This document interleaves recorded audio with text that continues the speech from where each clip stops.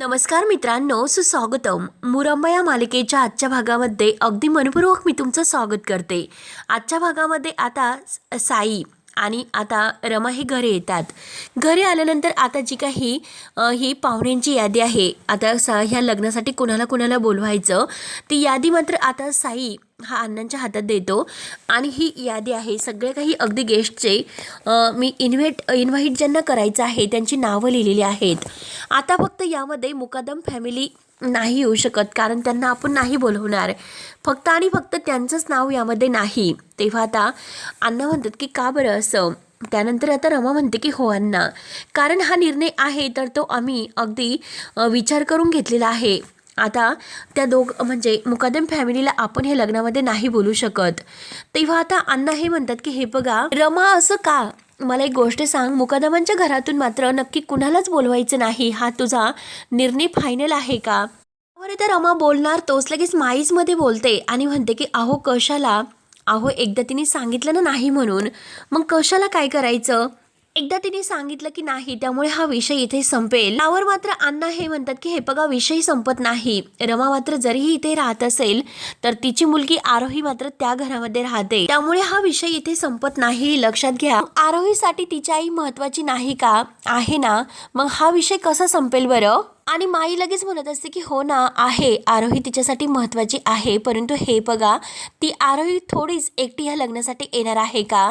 तिच्याबरोबर ती मुकादम फॅमिली आहे, ती सुद्धा इथे लग्नात येऊन घुसेल ना. मला तर त्या माणसांची सावली सुद्धा नकोय. तेव्हा आता रमा लगेच म्हणते की हो अण्णा, माई एकदम बरोबर बोलतात. आई म्हणतात तसंच करूयात, कारण तेच आपल्यासाठी योग्य आहे. मुकादमांना लग्नाला न बोलवण्याने जर सगळं काही व्यवस्थित पार पडणार असेल तर हा निर्णय योग्य आहे. तेव्हा आता अण्णा म्हणतात की ठीक आहे, जशी तुमची इच्छा असेल. तेव्हा रमा मात्र आता साई बरोबर आणि माई बरोबर हसत असते. त्यानंतर आता इकडे शशिकांत अक्षयला म्हणतो की अरे अक्षय, काय कमाल केलीस, म्हणून आता शशिकांत हसत असतो.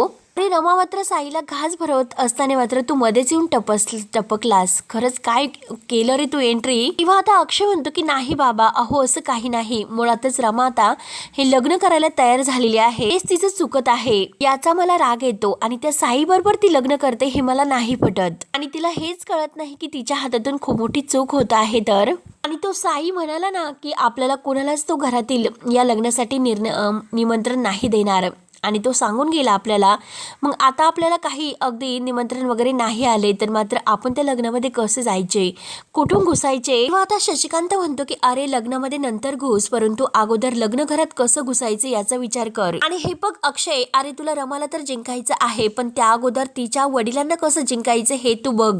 अण्णांच्या मनामध्ये फक्त ठाम असं बसलं पाहिजे की साई हा रमासाठी फक्त एक असा पर्याय आहे, आणि तू मात्र रमाचं नशीब आहेस, आणि तूच रमाचं खरं आयुष्य आहे. यासाठी मात्र तुला आता रमाचं जे काही घर आहे तर ते लग्नात प्रवेश करावा लागेल, आणि त्या घराचा उंबरठा तुला ओलांडून आत जावं लागेल. त्यावर तर अक्षय हे सर्व ऐकून म्हणतो की हे बघा, हे जे काही तुम्ही सांगत आहात ते सर्व फिल्मी आहे. फिल्मी सर्व काही फिल्म आणि सिनेमात घडत असतं, खऱ्या आयुष्यामध्ये असं काही घडत नसतं. अहो ते अण्णा काय, ते अण्णा मात्र मला त्यांच्या साधं घराचं गेट सुद्धा नाही उघडून देणार. त्यावर लगेच शशिकांत म्हणतो की अरे हे बघ, अरे आयुष्याचं सोड, अरे पण तुझी लव्ह स्टोरी आहे ना ती अगोदर सुपरहिट झालेली आहे, तर त्यामुळे फक्त आणि फक्त बॅटिंग करण्याची वेळ आता तुझी आहे. तर त्यानंतर आता अक्षय म्हणतो की हो, त्यासाठी मात्र आता रमाच्या घरात घुसावं तर लागेलच, पण त्यासाठी कसे घुसायचे आणि काय करायचे यासाठी काही प्लॅनिंग करायला नको का? म्हणून शशिकांत आणि अक्षय दोघेही विचारत पडतात नक्की आता हे सर्व कसं करायचं असं म्हणत असताना आरोही तेवढ्यात आता अक्षय जवळ येते आणि अक्षयला म्हणते की बाबा. तेव्हा आता अक्षय म्हणतो की अगं आरोही बाळा, काय झालं, तू झोपली नाहीस का अजूनपर्यंत? तेव्हा आरोही म्हणते की अरे बाबा, आज जे काही झालं, आई जे काही म्हणाली त्यामुळे मला खरंच झोप नाही लागत. तेव्हा आता शशिकांत मात्र आता आरोहीला खुणवत असतो. आरोही मात्र शशिकांतकडे बघते आणि आपल्या बाबांकडे बघते, आणि आता मात्र शशिकांत विचारतो की सापडले का उत्तर म्हणून तो आता अक्षयला खुणावतो. तेव्हा आता अक्षयच्या लक्षात येतं. आता लगेच अक्षय आरोहीला म्हणतो की हे बघ आरोही, तू तुझ्या आईला घरामध्ये परत आणण्यासाठी एक महत्त्वाचं काम करशील का?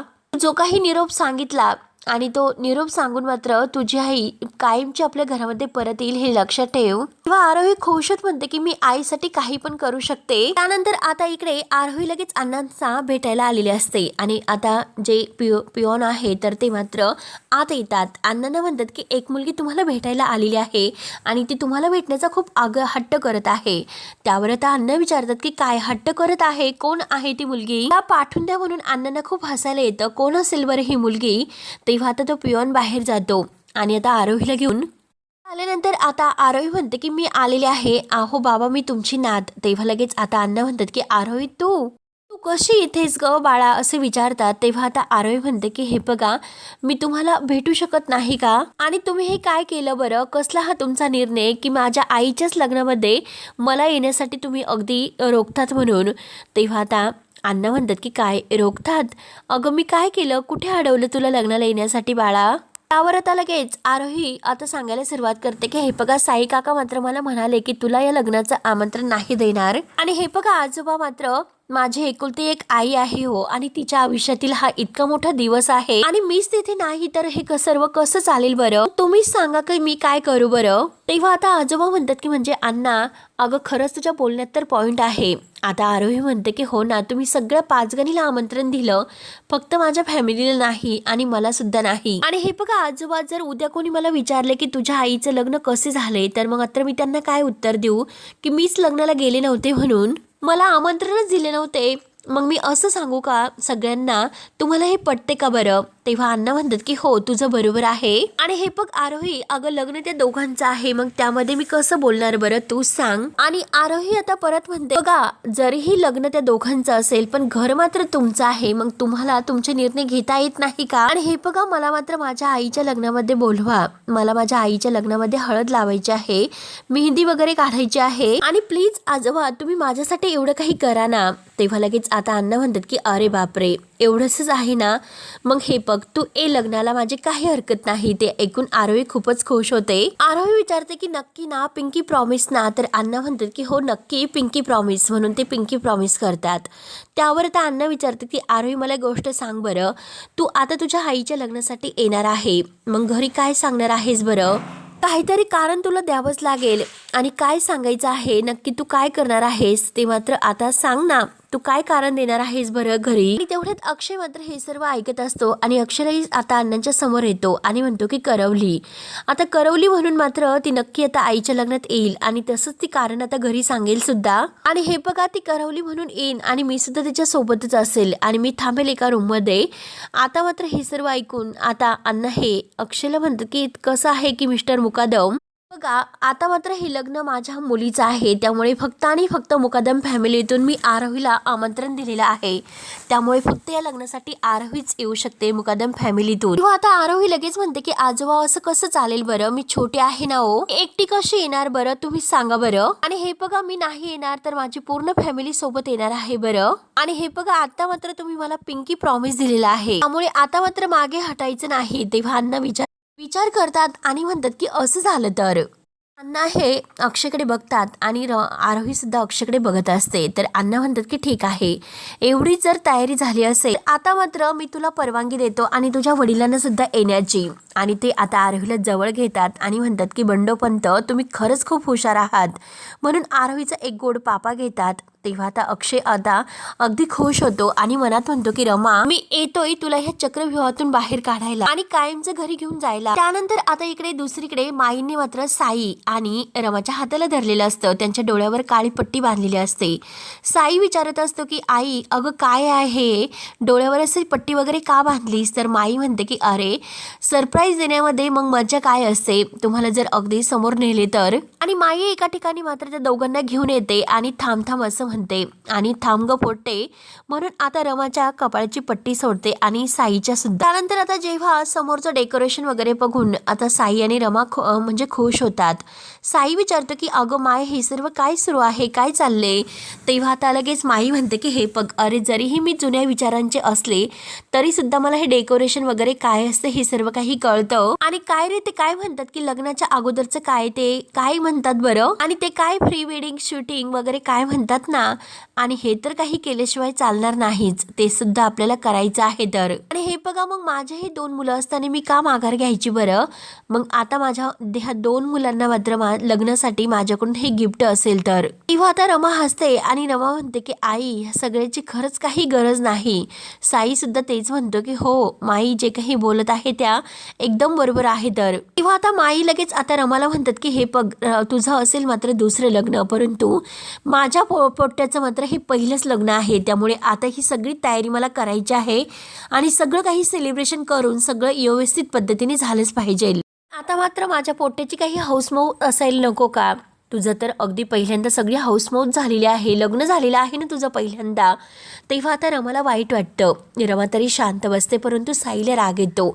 साई म्हणतो की माई, हे बघ, तू इथे चुकतेस, कारण आत्तापर्यंत सगळं काही चांगलं करते, पण शेवट काहीतरी टोमणा मात्र तू रमाला मारत असते, आणि तुला जर रमाला असंच बोलायचं असेल तर आम्ही इथे नाही थांबत. तेव्हा माई म्हणते की अरे पोट्टे, तू असं काय करतोस? आता रमा लगेच म्हणते की हे बघा साई, अहो ही आईंची बोलण्याची पद्धत आहे, त्यांच्या जे काही मनातील हेतू आहे तो काही वाईट नाही, हो की नाही आई? तेव्हा आता माई लगेच रमाकडे बघत असतात. बघा आई, अहो आम्हाला सांगायचं होतं अगोदर, आम्ही जरा वेगळे छान कपडे घालून आलो असतो बरं, असे रोजच्या कपड्यानंतर मात्र शूट कसं करायचं बरं? तेव्हा आता माई लगेच म्हणते की तुम्ही काही काळजी करू नका, आणि ते काय म्हणतात, केसांची हेअरस्टाईल वगैरे आहे, मेकअप वगैरे सगळं ह्या लोकांनी आणलेलं आहे इकडे, आणि तोच फोटोग्राफर आहे ना ग. हे बघा, तुम्ही दोघं मात्र ह्या सगळ्याची मज्जा घ्या बरं का. रमा आता खूप खुश आहे असं दाखवते, आणि हे बघा, हे जे काही आहे क्षण सारखी सारखी नाही, त्यामुळे छान असा अनुभव घ्या आणि छान एन्जॉय करून मज्जा घ्या सगळ्याची. आता माई तिथून निघून जाते तर साई रमाच्या जवळ येतो आणि म्हणतो की हे बघा, जर हे सर्व कम्फर्टेबल नसेल आणि हे सर्व तुम्हाला नसेल पटेल तर आपण हे सर्व करायला नकोय. तेव्हा आता रमा ही साईला म्हणते की साई, हे बघा, आणि हे बघा, तुम्ही असं का बोलता, का कम्फर्टेबल नसेल बरं? मी माईंनी आपल्यासाठी आनंदाने इतकं सर्व काही केलेलं आहे, तर आपण सुद्धा नाही म्हणायला नको? आणि सुंदर फोटोसाठी कुठली पोरगी नाही म्हणेल बरं? आणि हे बघा, मला फोटोशूट करायचं आहे, किती काही झाले तरी. तेव्हा आता साई लगेच थँक्यू म्हणतो. तेव्हा रमा म्हणते की थँक्यू काय, हे सर्व आपल्यासाठी सुरू आहे, आणि चला छान रेडी होऊयात. म्हणून दोघं आता खुश होत फोटोशूट करायला येतात. त्यानंतर आता इकडे शशिकांत, अक्षय आणि आरोही तिथे बसलेले असतात.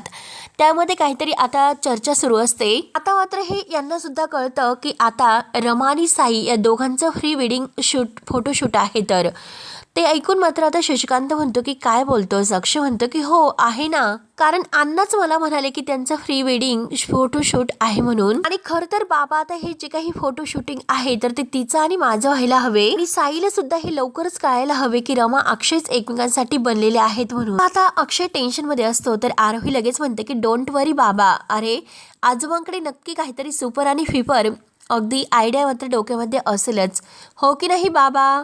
शशिकांत सुद्धा तोंड पाडून बसलेला असतो आणि म्हणतो की नाही ना बाळा, अगं हे बघ, मला खरंच काही सुचत नाही ग. आता अक्षय म्हणतो की अहो असं काय करतात, तुम्हाला नक्की काहीतरी सुचलं पाहिजे, काहीतरी असा प्लॅन सुचवा लवकरात लवकर, कारण आता पुढच्या अर्ध्या तासातच मात्र तिकडे अगदी क्लिक क्लिक असं सुरू होईल आणि इकडे आपलाच मात्र फ्लॅश पडला पाहिजे. तेव्हा आता आरोही सुद्धा विचार करते आणि शशिकांत सुद्धा विचार करत असतो, आणि तेवढ्याच शशिकांतच्या डोक्यामध्ये विचार करून करून एक प्लॅन येतो. तो म्हणतो की खरंच क्या बात हे, आता खरंच प्राऊड ऑफ यू, माझंच मला कौतुक वाटतं, खरंच यार काय डोकं आहे मला. आणि आता त्या आयडियाबद्दल मात्र तो अक्षय आणि आरोहीला जवळ बोलावतो. शशिकांत त्याच्या डोक्यात आलेल्या आयडियाबद्दल आता अक्षयला आणि आरोहीला सांगतो. अक्षय तर लगेच खुश होतो. आणि आता अक्षय आता त्याची आयडिया ऐकून म्हणतो की खरंच जगा वेगळी आयडिया आहे, खूपच छान. म्हणून आता अक्षय आणि आरोही लगेच शशिकांतच्या पाया पडतात. तेव्हा शशिकांत म्हणतो की अरे माझा आशीर्वाद तर आहेच तुमच्या पाठीशी, आता फक्त आणि फक्त तुम्ही मोहीम फत्ते करा, बास, काही नकोय. तेव्हा आता आरोही म्हणते की जशी तुमची आज्ञा महाराज, मोहीम फत्ते करूनच येतो. तेव्हा मात्र आता अक्षय आणि आरोही हाताला धरून तिकडे येतात. त्यानंतर आता इकडे रमा ही आतमध्ये मेकअप करण्यासाठी येते.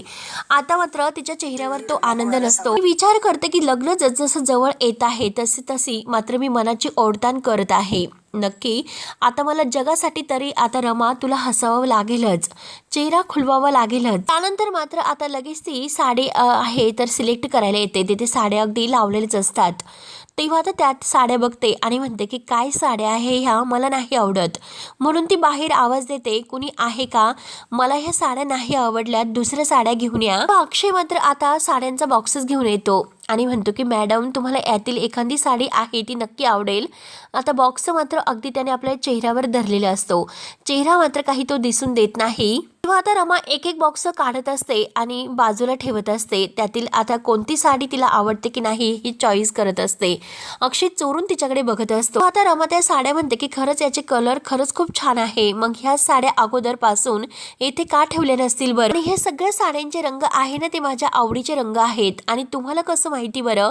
ह्या साड्यांचे रंग मला खूपच आवडतात. तेव्हा आता अक्षय अगदी बॉक्सच्या मागून म्हणतो की तुमची आवड मला माहिती नसेल तर आणखीन कुणाला माहिती असेल बरं? आणि जर मला माहिती नसेल तर जगात कुणालाच तुमची आवड माहिती नसेल. काय रमा मॅडम म्हणून तो आता रमाकडे बघून हसत असतो. आणि रमा आता अक्षयकडे धक्क्यानेच बघत असते. आणि रमा त्याला विचारते की तुम्ही इथे काय करतात? तेव्हा अक्षय हसतो आणि म्हणतो की काय करतो म्हणजे बघा मॅडम, जसा युद्धामध्ये एखादा सारथी लागतो तसाच तुमच्या लग्नामध्ये आता अगदी तुम्हाला एखादा मदत करणारा हवा आहे. आणि हे बघा मी असणार आहे तुमचा इव्हेंट मॅनेजर आणि तुमच्या लग्नामध्ये मी खूप काम करणार आहे. तर आता अण्णांनीच आम्हाला हे सर्व दिलेलं आहे काम. तेव्हा लगेच आता रमा म्हणते की खोटं बोलू नका, मात्र असं कधीच करणार नाहीत. तेव्हा आरोही सुद्धा तेथे येते आणि आरोही म्हणते की अहो आई साहेब खोटं नाही बोलत, कारण अण्णा साहेबांनीच आम्हाला तशी परमिशन दिलेली आहे. लग्न एकदम असं चकाचक झालं पाहिजे असं त्यांनी आम्हाला सांगितले, असं अण्णा आजोबा यांचं म्हणणं आहे. तर अक्षय म्हणतो की हो असं अण्णा आजोबा यांचं म्हणणं आहे. तेव्हा आता रमा म्हणते की तुमचा नक्कीच काहीतरी नवीन प्लॅन आहे आणि तुम्ही मला फसवतात.